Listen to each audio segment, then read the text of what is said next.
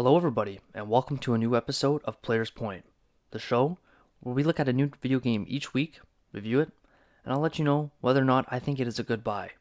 So for this week's episode, we're going to be looking at No Man's Sky, a game like no other, that's been through a pretty rough past. So, what is No Man's Sky? Well, it is a survival exploration game published by the indie studio Hello Games. It was released for the PlayStation 4 and Microsoft Windows on August 9th, 2016, and for Xbox One on July 24th, 2018. No Man's Sky is essentially a game built around 4 different pillars, which are exploration, combat, survival, and trading. You play as a wandering traveler. You start off on a random planet at the edge of the galaxy and are equipped with some tools and a spaceship to help you get started, with the ultimate goal of being to reach the center of the galaxy. But there is no structured story, as you are basically free to do whatever you desire, from building bases to exploring various planets or visiting space stations. You are given the freedom to choose your own path. I'm going to give you a brief history of this game, because it really has a rocky past. When the game initially released back in 2016, it was met with a lot of harsh criticism. Many people found the game to be somewhat dull and repetitive, players running out of things to do fairly quickly. Also, the game received a lot of hate after promises from Hello Games didn't actually end up being implemented into the final game, with the big one being no multiplayer functions. The game was further criticized due to the company's lack of communication in the months following the launch, creating a hostile backlash from some of its player base. Since the game's initial release though, it has received several major content updates, including things like multiplayer, base building, land vehicles, and much more, making No Man's Sky a lot closer to what Hello Games first envisioned. Now, let's get into what this game has to offer. And to start off, I'm going to look at the map. Well, I don't know if I really should call it that, because it's more like a massive universe.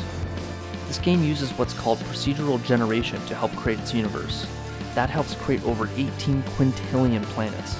Yes, you heard me right, 18 quintillion planets. All that the players can explore, even though that's physically impossible for anyone to come even close to that. Every different galaxy is filled with a variety of different planets, all with different biomes and living creatures on them, and lots of cool space stations, which you can visit to trade things or buy equipment and storage to help you on your journey. When it comes to exploration, obviously there is no shortage of things to see. You could sit there for hours just finding new planets and space stations, and it was always really exciting to visit a new space station, meet the creatures that are on there, and find new ships to buy, or find new items to collect at the different shops. Now, looking at the planets themselves, I found it super exciting to warp to different galaxies and find new and different planets to explore. I thought it was pretty impressive to see how many different planets there are in this game.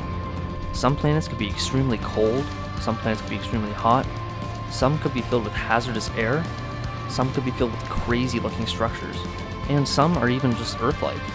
And all of these planets are filled with many different species of life, with some being hostile, while others are pretty harmless. Now you are able to manipulate the world using your weapon to dig a hole or to make some sort of structure. The choice is really up to you. One thing that I thought was super cool about the planets is that you're most likely to be the first person ever to be on that planet and discover everything on it, which makes it feel all the more special. Now let's talk about the base building. And there really isn't a whole lot to talk about for this, but I still found it to be one of the most fun parts about this game, other than the exploring, obviously.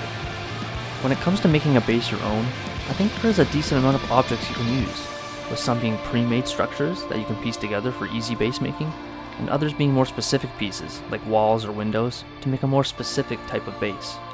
And of course, you can mix and match them both. I think there was a good number of different structures you can use to build your own base and make it look good, but ultimately, I'd like to see more, as once you have played the game for a long while and have built many bases, it kind of feels a bit dull. But with that said, I still think it is really good and a lot of fun to do. I should also note that if you own a Starship Freighter, you are able to customize some of the interior of that, allowing it to serve as a mobile base. Now moving on to the player itself, well, there really isn't too much excitement here. You start off the game with a simple weapon and a jetpack to aid with traveling. Your weapon can also serve as a tool that you can use to mine and collect items from different planets. Once you visit space stations and gather materials, you are able to upgrade your equipment and buy new weapons. Your player also has storage capabilities to hold all your items, which seems to fill up pretty quick, but you can upgrade it to hold more items. as well as use your ship's inventory to store items as well. When it comes to a player customization, truthfully, it's not all that good. You can choose between a few different items for your head, torso, legs, and other things like that, and change the color of them, but that's pretty much it. So, overall, I think No Man's Sky is a fun game for those who really like to explore.